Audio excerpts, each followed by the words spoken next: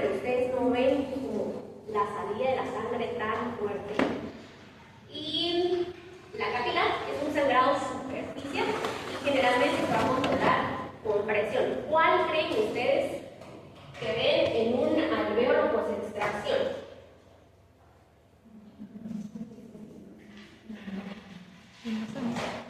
Si no se complicó, si todo estuvo, digamos, decente, la primera que se da es la capilar. Cuando nosotros estamos separando la encía del diente, estamos separando sus capilares y es una cosa constante, pero ustedes le colocan la gasa y pues ya normal, ¿verdad? Cuando ya lo pasamos a cirugía, ya nosotros intervenimos, hacemos una incisión en hueso, o sea, incisión en encía para poder llegar al hueso, entonces ya estamos hablando de que en cualquier momento de esos podemos tener una arterial porque empieza ya con una fuerza bastante potente, ¿verdad? Esas son las que más o menos vamos a ver, más que todo nosotros aquí. Entonces, va a depender mucho del procedimiento que nosotros estemos realizando. Esta es una ventana para quitar un lateral retenido. ¿Por qué? ¿No? Central, lateral, no está la otra lateral. Y este es canino y canino. Entonces, no es lo mismo que sangre, porque nosotros estamos haciendo un contacto como de espesor total que está exponiendo el hueso, a que esté sangrando porque estamos haciendo una exodoncia normal, ¿verdad? Entonces va a ser diferente. En paladar nosotros no hacemos incisiones de liberatriz, entonces lo que tenemos que hacer es, como es un tejido más fibroso, tenemos que extendernos un poquito más, ¿verdad? Aquí en este caso, nos venimos un poquito al central del otro lado, abarcamos canino, abarcamos premolar, pero porque necesitamos ver el espacio en el que vamos a trabajar. Y el paladar es bien irritado, entonces nos puede dar un sangrado arterial, sí. ¿Por qué? Porque tenemos vasos sanguíneos que pueden hacerlo, ¿verdad? Por eso aquí, con mucho cuidado, no desgarrar tejidos, porque cuando desgarramos tejidos puede ser que algún vasito que esté ahí, pues nos duele, ¿verdad? Esto es un procedimiento para hacer una elevación del seno. Entonces el seno está muy pegado al área porque ya perdió las piezas, se neumatizó, y entonces nosotros hacemos una incisión para poder exponer el área que nosotros necesitamos trabajar, ¿verdad? Entonces esto va a generar más sangrado que cuando estamos haciendo una exponencia normal. ¿Por qué? Porque tenemos que extendernos. No pueden venir y solo así voy a trabajar sobre el hueso sin quitarle encima. No. Entonces vamos a ver una secuencia que básicamente esto es lo que se hace.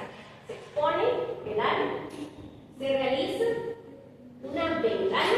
Aquí ustedes logran ver cómo se mira aquí un poquito más oscuro, que eso es el color que va a dar cuando estamos llegando cerca de la membrana de Schneider, ¿verdad? Entonces uno empieza a ver como más oscurito y entonces ahí ya sabemos que estamos adelgazando el grosor del hueso. Una vez ya está lo suficientemente delgado, entonces levantamos esa plaquita, tal vez no se lo va a ver tanto, pero se levanta esa plaquita y se empuja hacia adelante para poder colocar hueso. Entonces estamos hablando que nosotros estamos manipulando el área, ¿sí? No es lo mismo hacer una exodoncia, hacer una cirugía, hacer una elevación del seno. ¿Por qué? Porque nosotros estamos interviniendo, estamos colocando un injerto óseo, estamos empujando la membrana y los cuidados que el paciente tiene que tener son mucho más como delicados, ¿verdad? Pero incluso en estos procedimientos, cuando nosotros estamos cortando ese hueso para realizar la ventana ósea, el hueso tiene arterias. Entonces, nosotros al momento de cortar ese área podemos estar provocando una hemorragia y es complicado controlar una hemorragia que viene del hueso. Entonces, vamos a ver nosotros cómo podemos controlarla, pero lo importante es que sepamos que siempre que nosotros estamos interviniendo, podemos causar una hemorragia. Acá ya cortamos el injerto de hueso y entonces, ¿qué toca? Toca colocar una membrana de colágeno que muchas veces nos ayuda a mantener el área y a que no se contamine el injerto de hueso para que pueda darse la parte del crecimiento óseo, ¿verdad? Y luego pues ya cerrar, pero no el fondo de las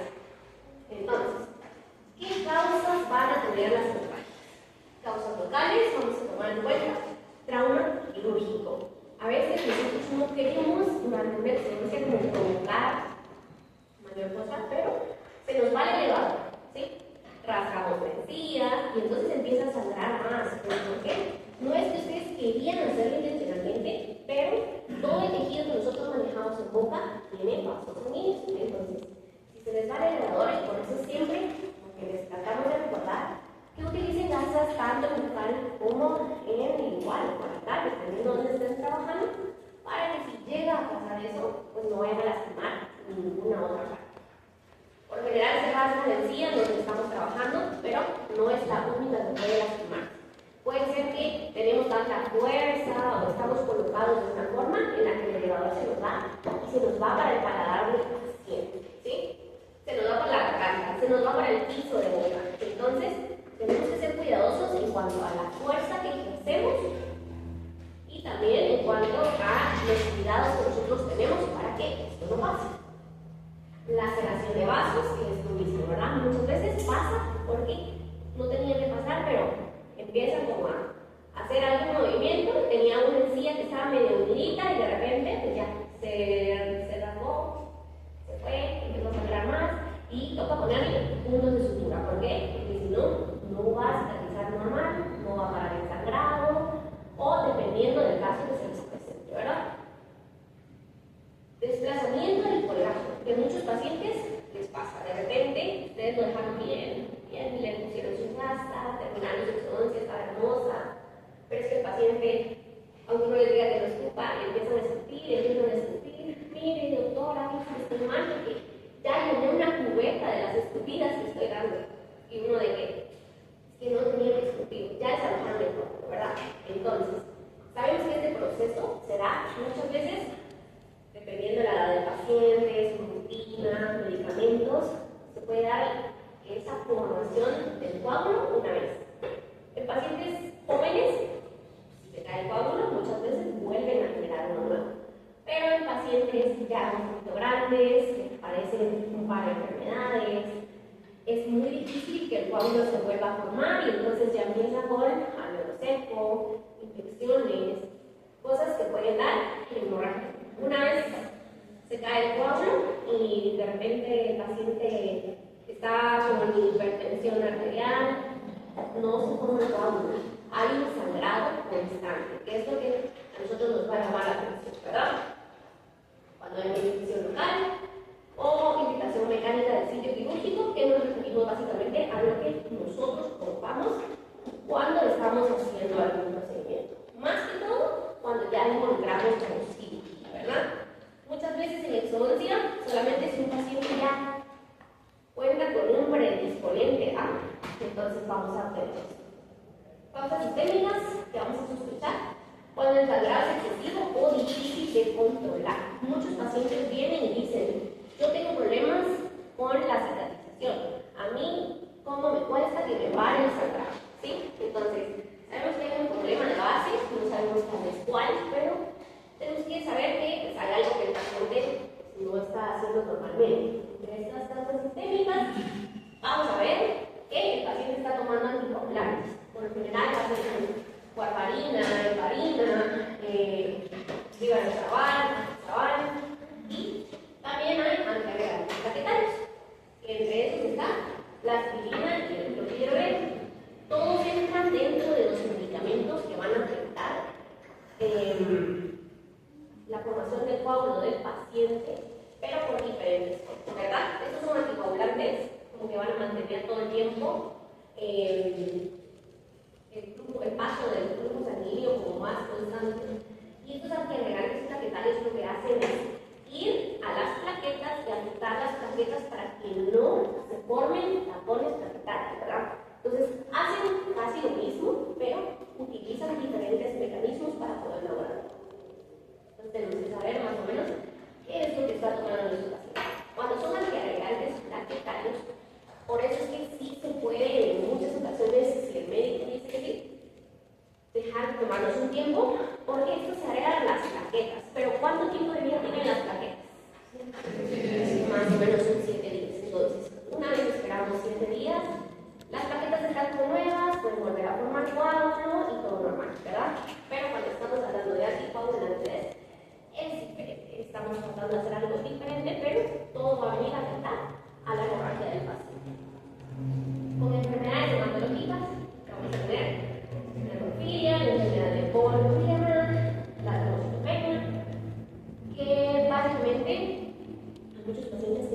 bajos hemocríticos luego de una extracción. Una extracción que nosotros decimos, bueno, es normal, ya ha hecho muchas, como sus gases y ya todo está normal, y de repente el paciente está de que nos llama, no ha sanado, todavía estoy sangrando, y uno dice de que escandaloso, apenas es un poquitito de plano. El paciente viene y tiene coágulos en su boca así grandísimos que uno dice, ¿esto qué es? ¿Verdad? Entonces, toca evaluar a esos pacientes que dicen que tienen hemorragia y realmente ver. No es lo mismo que un paciente diga, tengo sabor a sangre, a que diga, tengo hemorragia. Y recuérdense que ellos normalmente no están acostumbrados a que algo les sangre dentro de boca. Entonces, a veces es exageración, pero muchas otras no es exageración. El paciente tiene un sangrado. ¿Hola? Doctora, en el caso que hacemos, porque no sabemos realmente qué deficiencias de factores exactamente no cuentan, ¿verdad? Entonces, ¿cómo los tratamos nosotros inmediatamente? Mira, y lo primero que tenés que hacer es evaluar al paciente, ¿sí? Ver que realmente haya un sangrado activo. Y una vez confirmás que hay un sangrado activo, entonces es revisar. Porque a veces lo que pasa es que hay un vaso sanguíneo que está abierto, ¿sí? Entonces, ahorita vamos a ver medidas para poder detener el sangrado, pero básicamente es colocar gel con suturas y ver cómo reacciona el paciente. Si tu paciente con estas básicas no se detiene el sangrado, entonces tú decís, bueno, esto es algo diferente, ¿verdad? Y entonces ya mandamos al laboratorio. Mandamos al laboratorio y dependiendo de el laboratorio, qué deficiencias tenga, entonces ya iniciamos un tratamiento. Sí, pero no es así de fácil de decir, bueno, tengo hemofilia, solo porque sangré como tres, ¿verdad? No podemos darle un diagnóstico así a un paciente. Sí me ha pasado que en pacientes jóvenes, digamos, un niño, este es como el más drástico que me recuerdo, fue hace como 2 años, era un niño de 11 años, era bien chiquito, y le hicimos extracción simple de un premolar, porque le estaban poniendo ortodoncia, porque no tenía espacio, porque le hicimos extracción y el niño está muy nítido. Siempre les pongo pacientes, se les pongo sutura a los pacientes porque les va mejor, ¿verdad? Entonces, pues en ese momento no tenía sangrado. Me llaman a los 3 días y me dicen, doctora, este niño sigue sangrando. Pero eso no es normal en un niño. En un niño, el sangrado se tiene en la tarde, o sea, como 1 hora y ya está normal, ¿verdad? Entonces, la edad del paciente te dice mucho de qué es lo que tiene. Entonces, lo fui a evaluar. El paciente sí tenía sangrado, están estos coágulos grandes que se les forman porque no saben qué hacer con la sangre. Pero no coagulaba. Bueno, le pusimos otra vez sutura, gel, con todo. Pasó 4 días, el paciente sigue sangrando. Entonces eso ya no es, o sea, la primera vez no era normal, pero todavía lo revisamos, el sangrado estaba activo. Lo volvimos a revisar a los 4 días, sí había sangrado, no era confuso, pero sí había. Entonces ya le hicimos laboratorios y el paciente tenía leucemia. Entonces, no es normal que un paciente sangre tan, y no es lo primero. Yo no voy a ir a sospechar que un niño de 11 años tiene leucemia o cualquier alteración solamente porque me digan tiene hemorragia. Pero a estos pacientes que les dicen tengo hemorragia, hay que evaluarlos. Muchas veces va a ser una falsa alarma, muchas veces. ¿Sí? El paciente va a decir, tengo mucho sangrado, usted lo revisa y le no es cierto, pero cuando un paciente dice tengo sangrado, hay que evaluarlo. ¿Sí? No lo podemos dejar así de que no, porque se me está mintiendo, no se puede, porque nunca sabemos qué es realmente lo que va a pasar. ¿Quién diría que a un niño de 11 años le iba a tener que pedir laboratorios para ver si se puede hacer una resonancia? O sea, por la resonancia se dio cuenta que el niño tenía una enfermedad. Pero si no hubiéramos hecho una resonancia, él no hubiera tenido sangrado, y entonces nunca se hubiera hecho laboratorios, nunca lo hubieran detectado, pero también tiene mucho que ver con cómo ustedes traten al paciente, ¿sí? Si yo hubiera dicho, no creo, ya ni modo, que espere, lo que hubiera pasado es que primero los papás no estaban súper enojados conmigo, pero yo lo fui a ver, estuve ahí pendiente de cómo está el niño, preguntarle por sus laboratorios, entonces cuando son menores de edad es todavía un poquito más complicado. Porque pues los papás quieren un culpable. Entonces, si ustedes no están pendientes del paciente y resulta que tienen algo más, va a recaer sobre ustedes. Pero si ustedes están pendientes de su paciente, no les voy a decir que nunca van a tener problemas, porque muy probablemente sí, pero al menos va a ser menos que si ustedes no muestran como esa empatía por el paciente. La enfermedad hepática también puede causar que haya más hemorragia, igual que la insuficiencia renal. Ahora, vamos a hablar también sobre la hemostasia. ¿Qué es la hemostasia? Para ver, ¿qué es la hemostasia? Es un proceso complejo cuya función es evitar la pérdida de sangre a través de un infarto. Gracias. Entonces, es un nuestro mecanismo que utiliza el cuerpo para detener ese sangrado, ¿verdad? Va a involucrar 4 eventos que es la vasoconstricción, la formación de un metástasis plaquetario, la formación de fibrina y la fibrinosis. En la vasoconstricción lo que se quiere, como es más pronunciado, en vasos con un músculo liso. Va a depender de la formación del metástasis plaquetario y pues toda la parte química que sucede es de producción de enzimas que van a ir a hacer que se disminuya el tamaño de los vasos sanguíneos para que disminuya el sangrado, ¿verdad? Luego está la función planetaria, que es bien importante saber que de 7 a 10 días es su vida media, se forman en el vaso y pues estos no van a tener núcleo, ¿verdad? Por lo general está entre 150.000 y 400.000. Por eso es que a un paciente, cuando tenemos cirugía aquí en el quirófano, venimos y les pedimos hematología completa, tiempos de coagulación y el INR. Ya vimos por qué es importante el INR, pero el otro que es importante también son las plaquetas. Si el paciente no tiene suficientes plaquetas, como en el rango normal, entre 350 a 400, no se les pueden realizar procedimientos. ¿Por qué? Porque no es normal que un paciente no tenga plaquetas, ¿verdad? Es normal que un paciente esté en la normalidad. Y si no, hay que averiguar por qué.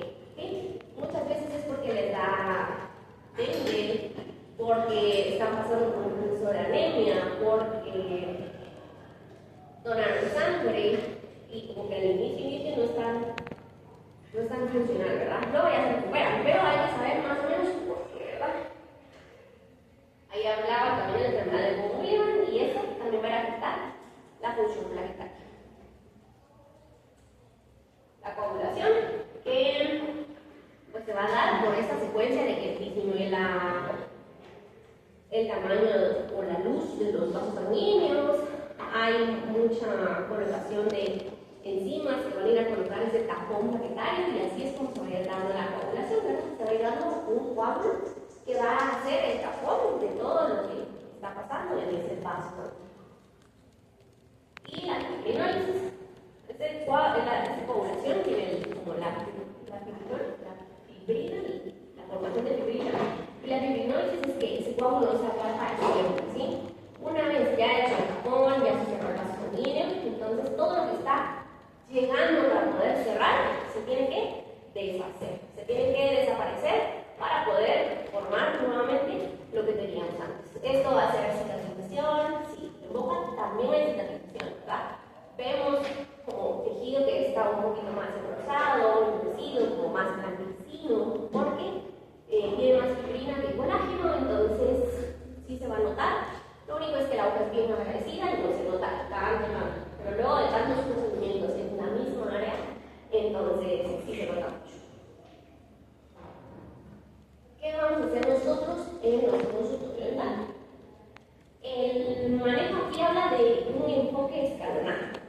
Vamos a intentar una cosa, si luego esto no funciona, pasamos a la siguiente y luego pasamos a la siguiente, pero no venimos y empezamos con nuestra última opción, ¿verdad? Entonces, lo primero va a ser la presión directa. Esa es nuestra primera medida. Cuando ustedes salen con un paciente que ya les hicieron exodoncia, lo primero que les dicen es, voy a colocarle la gasa y esa la vamos a tener mordida durante al menos una hora. Tienen que colocar la gasa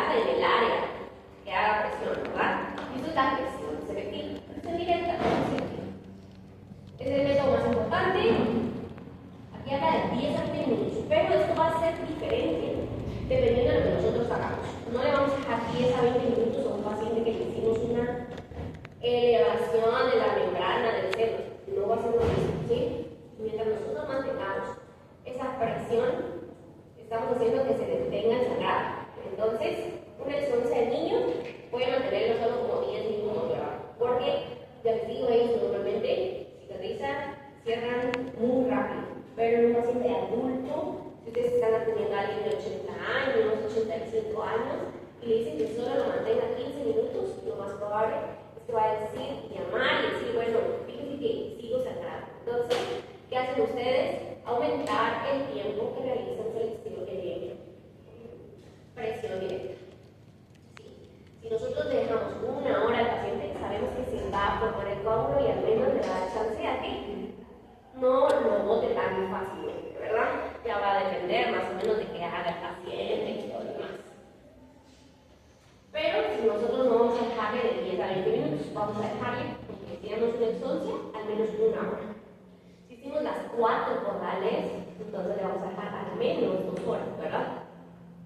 Tampoco le vamos a dejar más de 2 horas porque la sangre empieza como a tener ese mal olor y pues tampoco es como que el paciente lo tenga todo el tiempo. Pero 2 horas para un procedimiento de 4 cordales es bastante normal.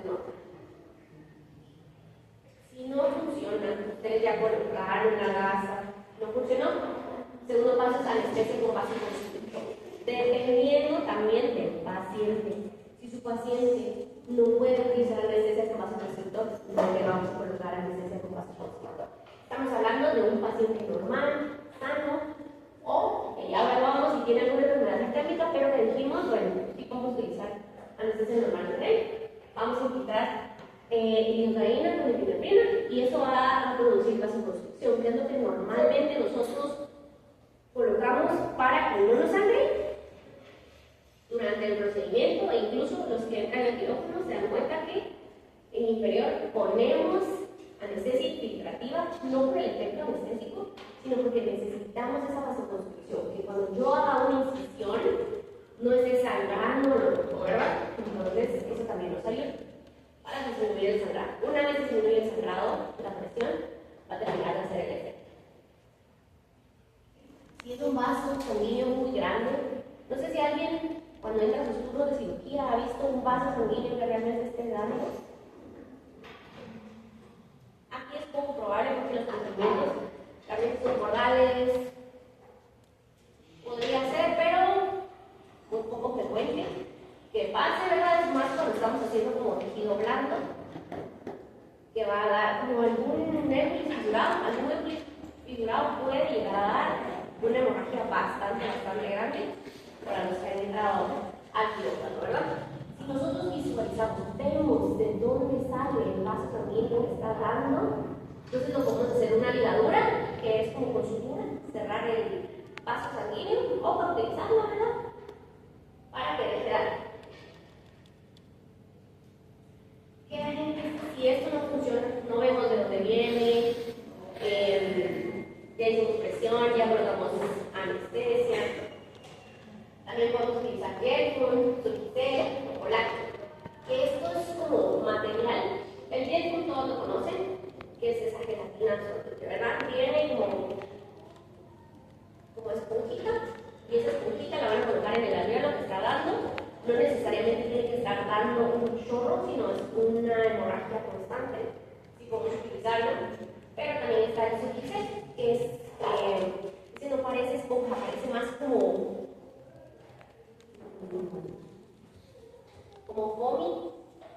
foamy delgadito, y ese ayuda también a que se tenga el sangrado. El colágeno también es muy parecido como al tiene como una esponja, pero realmente bien compacta, y eso va a ayudar a que no esté tan grande. Que es esta membrana del colágeno, es la que utilizamos en el procedimiento de la elevación del seno, porque son áreas en donde va a seguir dando ese sangrado, ¿verdad? Y al final también sirve como barrera. También puede utilizarse ácido tranexámico. Si no tenemos una clínica, también podemos utilizar agua oxigenada. Gasas con agua oxigenada nos van a ayudar a mantener una hemorragia que esté dando bastante, pero la cosa es que esto necesita tiempo. ¿Por qué? Porque lo que hace es generar calor para degradar enzimas y poder va a lograr con tiempo. Ustedes colocan una gasa con una oxigenada en el área y esperan al menos 5 minutos. Y tienen que ver que sí haya disminuido, ¿verdad? Si no es un vaso arterial, sí les va a ayudar. Si es un vaso arterial, no va a ayudar, pero tenemos otras opciones como bruñir el hueso, que es como con una cucharilla, con un elevador de periósteo, como sobar el hueso, para hacer que las partes que están normalmente abiertas al menos se logren cerrar un poquito. Y también existe la cera de hueso. La cera de hueso es como cera normal, pero hecha especialmente para el hueso, y vamos a ir a taparla, ¿verdad? Entonces, para las sangrados arteriales sí necesitamos saber dónde vienen, pero ayudan bastante bien. Vamos a utilizar suturas con un paciente que ya tiene hemorragia. No es solo controlarla, sino es hacer que esas suturas nos ayuden a que no continúe ese sangrado. Se van a utilizar para estabilizar el coágulo, van a aproximar tejidos. Frecuentemente se van a utilizar estas suturas cerebrales, que es por eso que hacemos el laboratorio de suturas y les enseñamos el simple y el de X. ¿Sí? El X es porque ponemos hielo y necesitamos que se mantenga. Entonces, con una sutura en X, vamos a mantenerlo adentro y que el coágulo se forme donde está nuestro hielo. Estas son unas fotos de áreas que están sangrando. Entonces, venimos y hacemos un leve colgado. Este es un leve colgado en donde se pusieron. Este es en X para mantener la tensión. Los de X, los puntos en X van a ser mejores para mantener algo adentro, ¿verdad? No tanto como los simples nos ayuda muchísimo para detener papilas, para unir las áreas, ¿verdad? Pero los de X, cuando hay una hemorragia, son mucho más funcionales. Este es un colgajo, todo esto está levantado, ¿verdad? ¿Por qué? Porque es para que podamos llegar hasta ese camino. Es un central del principio. Entonces, hay que elevar un colgajo bastante ancho, bastante amplio y siempre con la base más ancha que la parte superior para que entonces no vaya a haber como muerte de ese colgajo, ¿verdad? Acá lo vemos, ya lo posicionamos. Entonces, en la parte anterior casi no se hacen migratrices porque la cicatriz queda y es la parte más estética. Entonces acá viene y se colocan puntos en las papilas para poder detener y también en la migratriz. Entonces, nosotros podemos ver que en la anterior, obviamente si es sangrado porque llegamos, exponemos, cortamos, hacemos de todo. Pero el colgajo ya es posicionado, ya se mira bonito, cicatriz normal. Ya todo. ¿Qué medidas adicionales podemos tener? Si el sangrado continúa, compresión prolongada. Estamos hablando de que ya no le pedimos al paciente que 1 hora, sino que con gasas, con agua oxigenada, que guarda al menos unas 3 horas, pero tenemos que haber calmado un poco esa hemorragia porque si no, no va a funcionar. Colocación de agua hemostáticos y si no funciona, derivación hospitalaria. Ahora, ¿qué pasa? Si ustedes dicen, no, yo creo que yo no puedo, ustedes son los expertos en boca, ¿sí? Cuando ustedes derivan a un paciente al hospital, tienen que saber que no va a haber un odontólogo que les tenga ese sangrado, ¿sí? Ustedes son los expertos en boca. ¿Quiénes están en el hospital? Médicos normales que no suturan boca, ¿verdad? Entonces, si ustedes no lo pueden detener, es porque realmente tiene que ser algo muy terrible. Y ustedes ya lo encuentran con la cara cortada, de que ustedes son los expertos en boca. Entonces, esto de la derivación hospitalaria se pone como opción, pero tienen que saber que ustedes son los expertos. Ustedes pueden controlarlo mucho mejor que un médico, porque normalmente ellos no suturan boca. Entonces, ustedes son los que saben cómo es la boca, ¿verdad? Ustedes son los expertos en boca. Poner puntos de sutura, todo eso, sí tienen que saber hacerlo. Eso es parte de su formación. No pueden venir y decir, un paciente se cortó y diga, ah, no, yo no puedo, voy al hospital. No, ustedes son los expertos de boca, de verdad. Un paciente no va a estar mejor en manos de un médico que en manos de un odontólogo, ¿verdad? Estamos hablando de boca, si es que tiene abierta la cabeza, pero mira un médico, ¿sí? Ustedes pueden colaborar, un poquito de dura, pero si no es la boca, pueden remedirlo. Pero si es boca, yo esperaría que no lo repita, ¿verdad? Ahora, siempre le damos a nuestros pacientes instrucciones postoperatorias. Entre estas va a estar morder una gasa durante 30 minutos, no enjuagarse las primeras 24 horas, que es como claro, ¿verdad? No escupir, evitar succionar con pajillas, evitar actividad física intensa y no fumar. Todas estas son las instrucciones que nosotros tenemos que recordarle a nuestros pacientes. Nosotros las decimos muchas veces porque tenemos turnos seguidos, porque hacemos instrucciones seguidas, pero el paciente, aunque uno crea que ya las escuchó, que ya las sabe, no es cierto. Se las tiene que repetir, ¿verdad? Muchas veces también, porque los pacientes de acá son escasos recursos, no saben leer, ustedes le dan la hoja y no va a pasar absolutamente nada. Ustedes son los que tienen que recordarle cuáles son sus instrucciones postoperatorias. ¿Qué signos de alarma vamos a tener? O sea, debemos intervenir o derivar si hay un sangrado continuo de 30 a 60 minutos. Si ustedes ya no saben cómo detener un sangrado abundante, hay pacientes que sangran y se les llena la boca de sangre, entonces presión y entonces ya podemos ver un poquito más, ¿verdad? Una formación constante de coágulos, pero esos coágulos que les digo que llenan la boca y de repente parece así como tejido normal, que asustan esos coágulos, eso sí ya le decimos, bueno, hay que ver qué tenemos que hacer, ¿verdad? Signos de hipovolemia, el paciente está pálido, está mareado, tiene taquicardia, entonces es cuando un paciente ya está planeando, digamos, mucha sangre. Nosotros también tenemos que saber que si nosotros hicimos alguna incisión en un lugar en donde no debería ser, lo que puede pasar, no porque quisiéramos, sino que de repente así pasa. Entonces, tenemos que al menos controlar con presión directa en el área y ya estamos un poquito más claro y ya vemos qué hacer, ¿verdad? La mayoría de las hemorragias dentales se controlan con presión directa, adecuada y tiempo suficiente. A veces pasa que detenemos un minuto y decimos, no, es que no se puede, no se asuste, no se alarme. La sangre es escandalosa, muy escandalosa, pero realmente con presión muchas veces logramos resolver, ¿sí? Tengan agua oxigenada siempre en su clínica porque nunca saben cuándo la van a necesitar.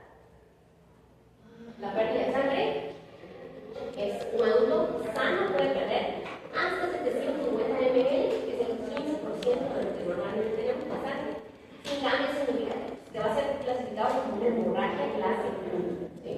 750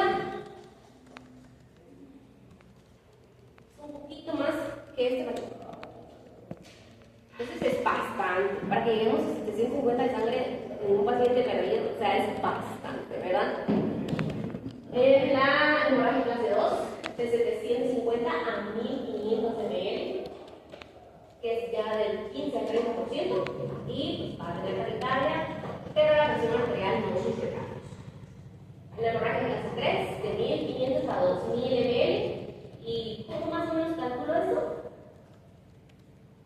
Más o menos es como con, ustedes tienen que ver, el paciente le va a decir es que tengo una cubeta llena de sangre, o sea, sí tenemos que saber más o menos cuánto estamos hablando y qué está presentando el paciente. Este tiene que tener taquicardia, pero la presión arterial no es pecado.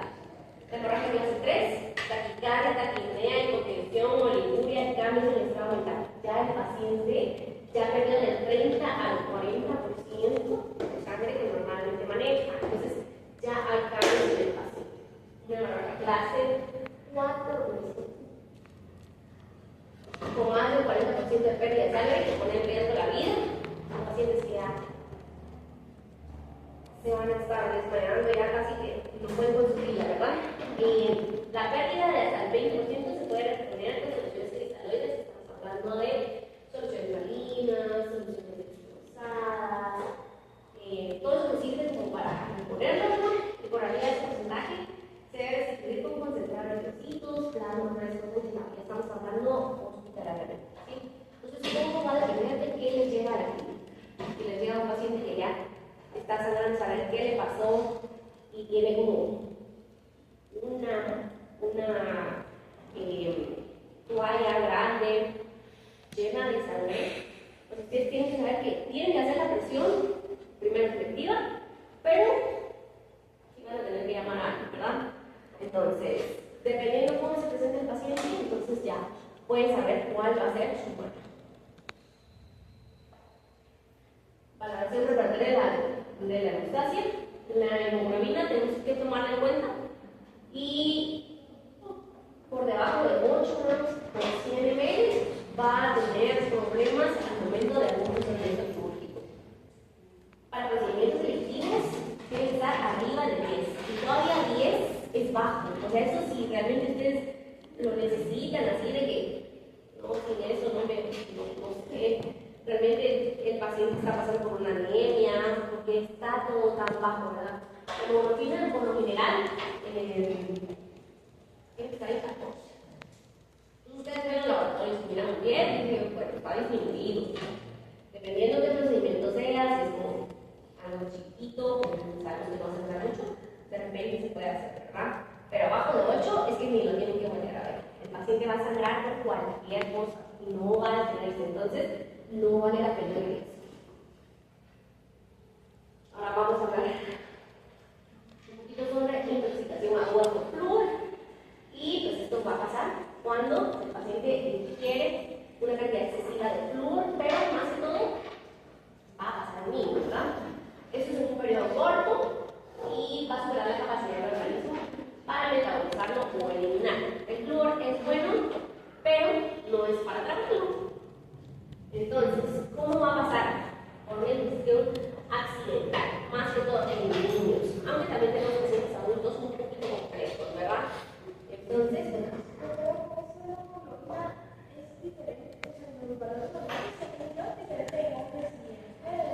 es diferente en hombres y en mujeres. ¿Okay? En niños también, pero por lo general aquí en los niños sí es muy notorio cuando están malos. Entonces, si un paciente niño tiene problemas con la hemoglobina, están detectados por médicos. Entonces van a venir y van a decir que tiene problemas con la hemoglobina, ¿verdad? No es normal que un niño tenga una hemoglobina baja y esté como si nada. Sí, a ellos sí les afecta un montón. Ahora, entre hombres y mujeres hay un cambio por masa muscular en general. Si se toma lo normal, digamos, entre los dos, 14, pero por lo general el hombre presenta hasta 16, la normal.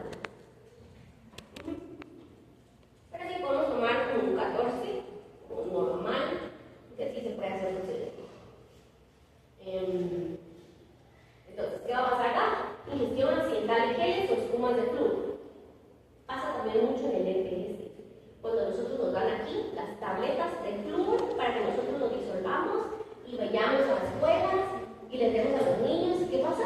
Los niños lo ingieren porque es que antes no utilizaban el flúor, no tienen el reflejo de escupir, no tienen. Entonces pasa muchas veces en el EPS. En su clínica también puede ocurrir si empiezan a utilizar flúor azulado para colocarle a los niños, y es una etapa muy temprana, en donde los niños todavía no tienen como ese reflejo de decir, no, esto no me gusta y escupirlo, sino que se nos va tragando. Entonces es un poquito complejo. Con niños no se puede manejar flúor dependiendo de la presentación y la edad del niño. Puede evolucionar rápidamente desde síntomas gastrointestinales leves hasta compromiso sistémico grave. Y nuevamente estamos hablando de niños. En adultos puede ocurrir, pero va a ser menos frecuente porque la cantidad que deberían consumir sería mucho más alta, ¿verdad? A menos que ustedes realmente sí les pongan así, casi que traigan las pastillas, sí podría ocurrir, pero por lo general en adultos no sucede. Ustedes les dicen no tienen que tragar, no traga, escupen, ¿verdad? Es más que todo el problema con niños. ¿Qué hace el mecanismo de toxicidad del flúor? Lo que va a pasar es irritación de la mucosa gástrica. Hay interferencia con enzimas celulares, se une al ácido célico y produce intoxicación. Entonces ya no hay función normal de nuestro sistema. Y hay una alteración del equilibrio electrolítico, porque si llega a pegarse, ¿verdad? Entonces ya no es la normalidad. La dosis tóxica va a ser de 5 miligramos de cloruro por kilogramo de peso corporal. Entonces, este poquito, 5 miligramos por kilo de peso, entonces estamos hablando de que niños muy chiquitos nos puede afectar bastante, ¿verdad? ¿Qué manifestaciones clínicas vamos a tener? Entre los síntomas iniciales van a ser náuseas, vómitos, dolor abdominal, diarrea, hipersalivación. Estamos hablando de que esto va a pasar en un periodo de los primeros 20 a 40 minutos, siempre pensando en niños, ¿verdad? ¿Por qué? Porque esto va a afectar la mucosa gástrica. Entonces, estos van a ser los primeros síntomas. Cuando ya está afectando muchísimo más, vamos a tener debilidad, sudoración, temblores, daño por el tipo calcemia, convulsiones y arritmia cardíaca. ¿Cuáles pueden ser las situaciones de riesgo? ¿Cómo sé yo que está pasando algo? Cuando hay ingestión accidental del gel de cloruro acetylado, ingestión de barnices clorados, que aunque son muy eficientes, tenemos que cuidar la edad a la que la podemos manejar. Los nuevos geles que sacaron ahorita, los de Loteco, que es como no sé, una cosa de bien bonitos, no están indicados para niños menores de 6 años, ¿verdad? Entonces, ¿por qué? Porque tienen una concentración muy alta y aunque se queda, digamos, en la superficie vital, todo eso se traba porque pues, ya no hay forma de quitarlo, ¿verdad? Entonces, una vez nosotros sepamos cuánto es la dosis tóxica, no vamos a tener a los niños tan chiquitos para colocarles ese tipo, ¿verdad?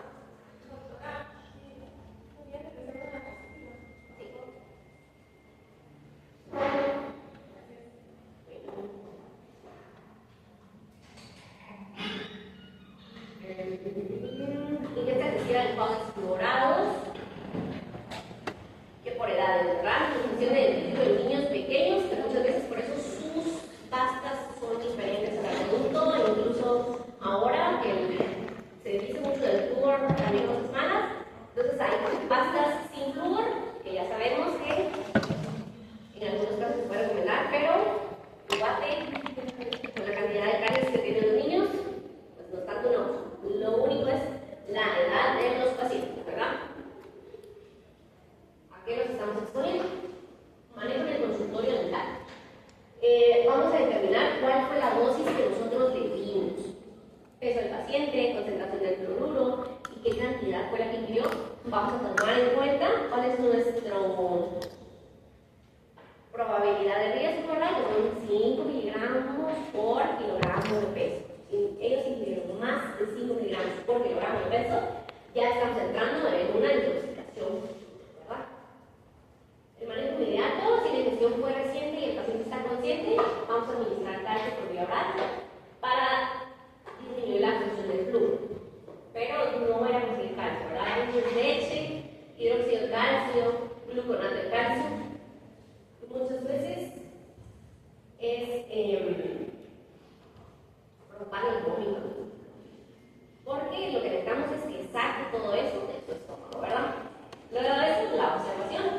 Si la dosis ingerida es menor a 5 miligramos por kilogramo y el paciente no tiene nada, solamente vamos a mantener como observación y manejo de los síntomas. Si ya dijimos, vimos, analizamos que tiene más de 5 miligramos por kilogramo o hay estos síntomas importantes que ya indican que son sistémicos, entonces lo mandamos a la emergencia y pues el manejo hospitalario puede incluir lavado, monitoreo cardíaco, corrección de electrolitos, administración nivel de calcio, ¿verdad? Pero antes de eso, nosotros podemos manejarlo en el consultorio, dándole leche, provocando ese vómito, calcio es lo que va a ayudar a que eso el flúor se una al calcio y entonces ya no haga tantos estragos que nosotros. La prevención, usar cantidades mínimas de flúor. Obviamente tampoco hay que tenerle miedo al flúor, ¿verdad? En pacientes adultos, normal, y en niños, pues, saber qué cantidad utilizar. Supervisar al paciente durante la aplicación, que es bien importante. Utilizar pruebas correctamente adaptadas, evitar el exceso de gel, instruir al paciente en no tragar el producto, que normalmente aplican a adultos, porque en niños pues, no les van a hacer caso, ¿verdad? Entonces, aunque hagan bien su cálculo, pues está bien. Recordemos que pues, no es tan común la intoxicación por flúor, ¿verdad? Sí puede ser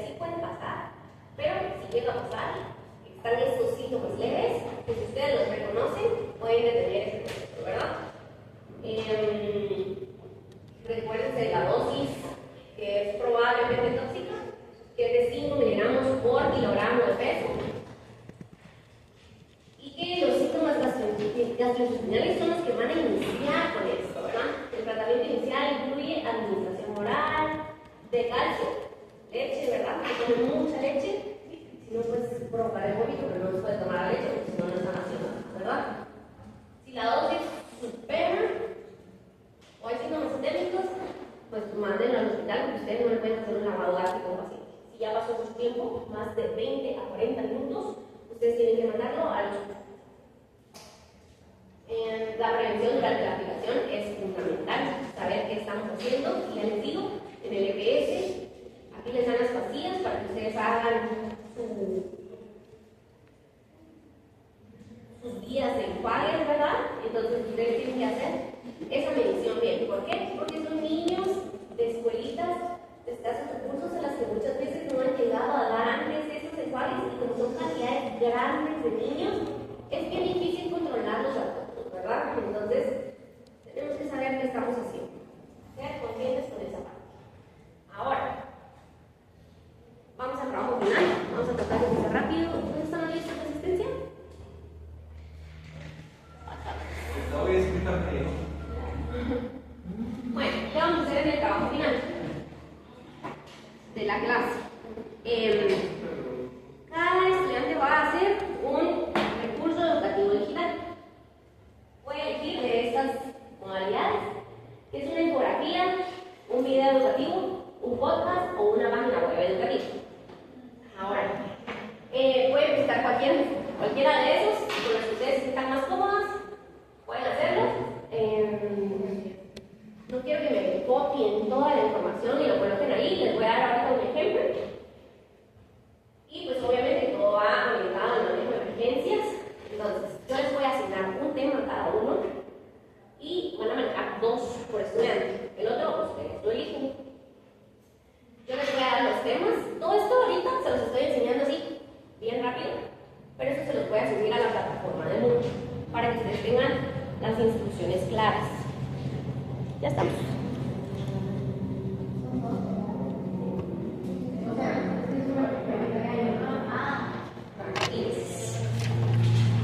Entonces, los temas son los que vimos durante las clases, ¿verdad?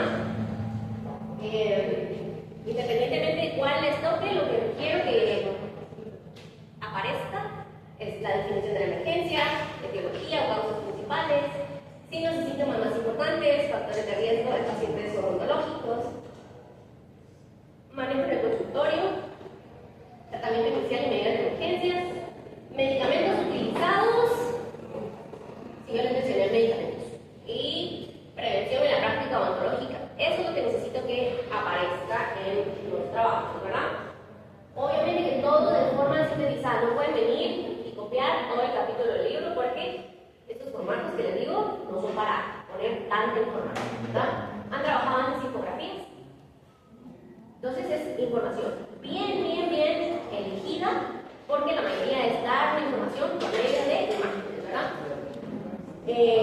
Con podcast tal vez da un poquito más de alcance, con videos pues igual, bien elegida la información que van a presentar, y todo sale del libro de Malavés de emergencias, del consultorio. Entonces de ahí tiene que salir la información. Pueden agregar una información extra, sí, pero que sea científica, ¿verdad? Y no, todavía no. Todavía no realizamos presentaciones. Vamos a hacer la parte de la selección de temas a la presentación de la pista de local. No. Bueno. Luisa Fernanda Díaz.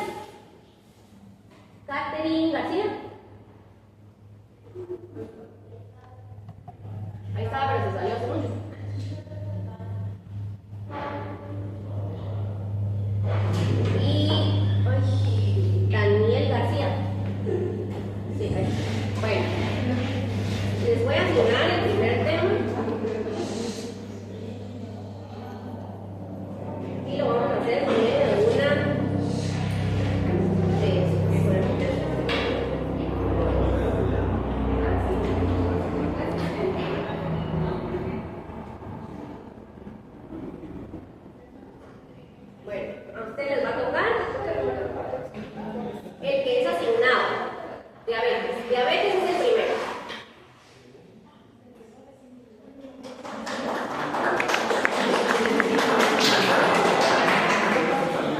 Lidia, Marina, Lisbeth, Carissa y Andrea, Carolina. No.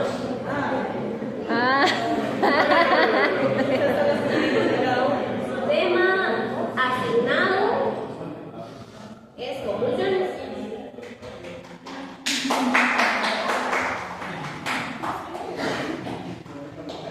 Vamos a ver.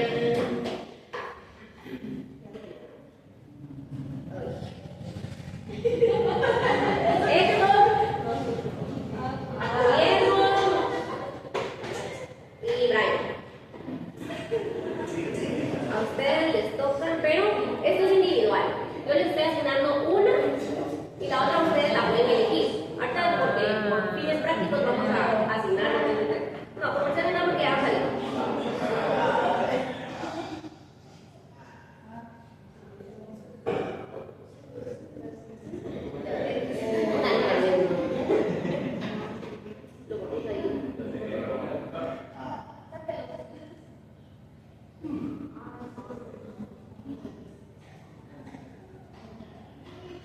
Angina de pecho.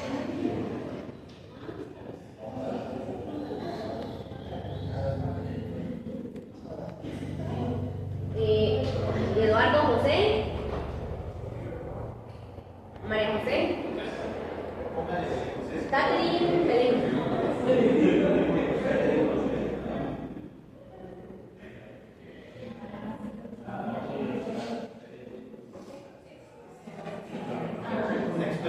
Hiperventilación.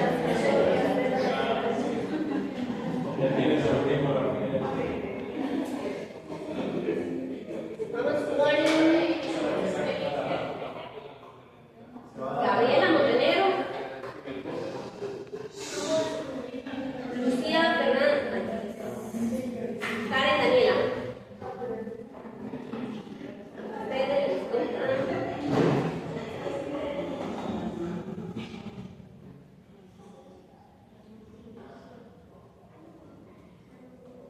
Crisis asmáticas.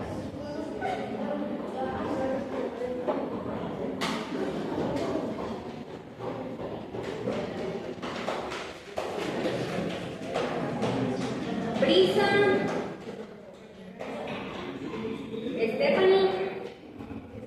Stephanie y Ángel.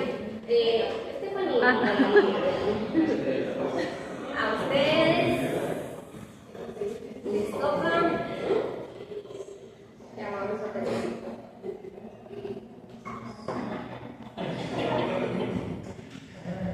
Insuficiencia de la glándula tiroidea.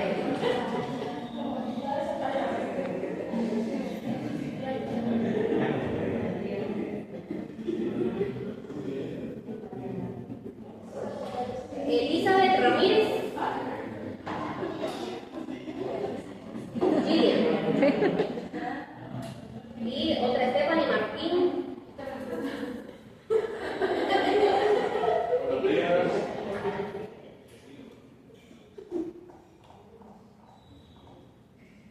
Ustedes tocan. Falla cardíaca y edema agudo del pulmón.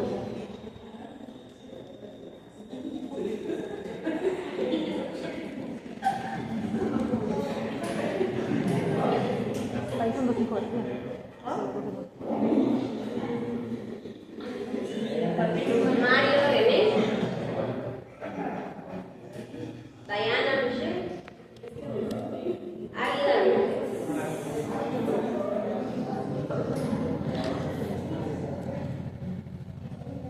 Ustedes les tocan accidente cerebrovascular.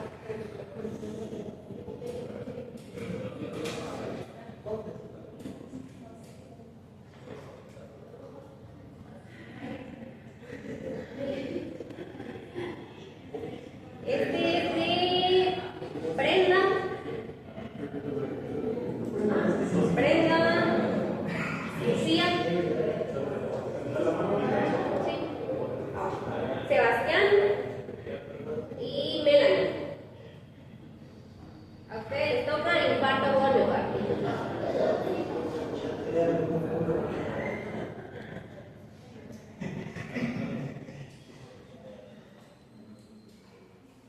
Vamos con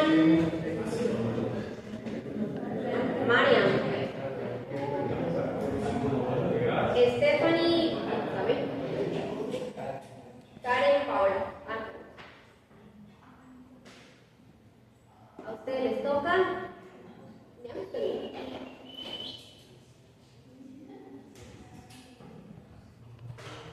Pérdida de la conciencia.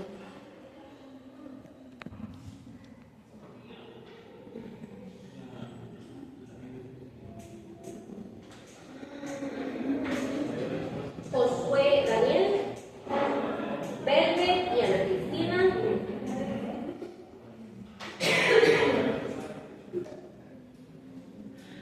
Les toca. No, eso no. Ese ya pasó.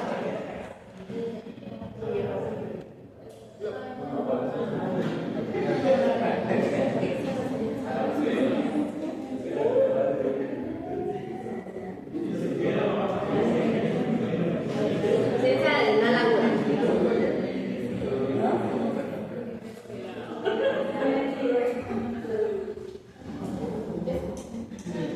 Y Marcela, Marta María y Mar. A ustedes les tocó Arito.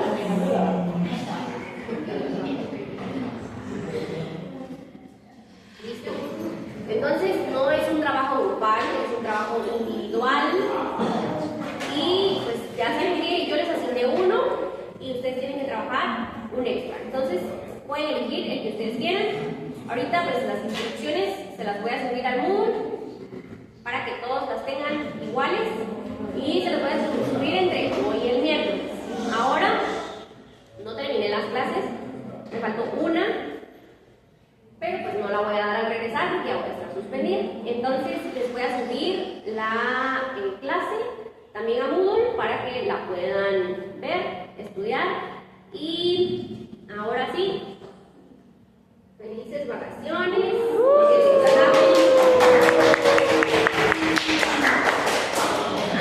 El examen parcial es el 17, entonces tienen todavía un mes para poder estudiar. ¿Qué va a venir? Lo de clases y lo del libro de Malamed. Espero que todos tengan, ¿verdad?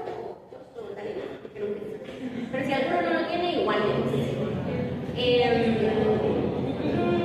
Revisen el Moodle porque ahí van a ver más instrucciones.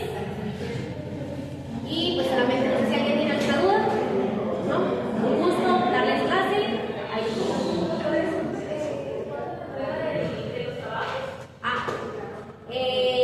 pues yo pensaba dejarlo para el día del parcial, para que les sirva para estudiar. Pero no sé si